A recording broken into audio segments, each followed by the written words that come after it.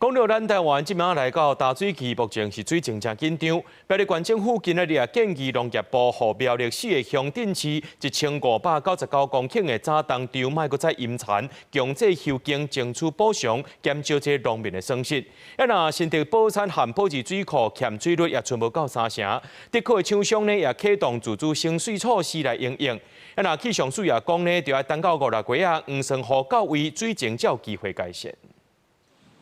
台湾目前伫咧大水期，苗栗水情紧张。县政府伫拜二建议农业部伫4个县镇市1599公顷早冬稻田停止放水，强制休耕，争取补助，减少农民的损失。另外，新竹地区水情无乐观，宝山水库甲宝山第2水库存的蓄水量拢存无3成，甚至地区厂商嘛启动自主省水的措施来应用。我们涉及到比较缺水、比较严重的，包含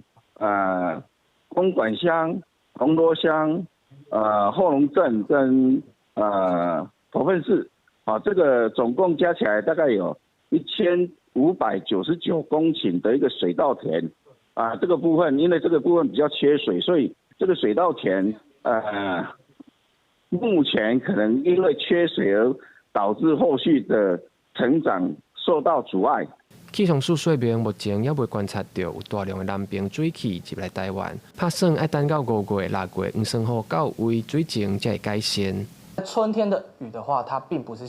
相对的量子并不是这么的多，可能还是要等南方的水汽上来，比较偏向梅雨季的时候呢，可能整个降雨的情形才会比较明显，水情可能也要到那时候才有机会缓解。另外，这几天拢好天，不过刷落来会变天啊。气象署讲，拜四方面通过，水汽增加，北部、东半部甲恒春半岛会开始落雨，为拜四落到礼拜，连续落4天。那到了23号之后呢，稍微有一点点东北风下来之后，在整个基隆北海岸东半部地区、恒春半岛还是会有一些降雨的情形，其他地方都是以山区的午后雨为主。不过整体而言，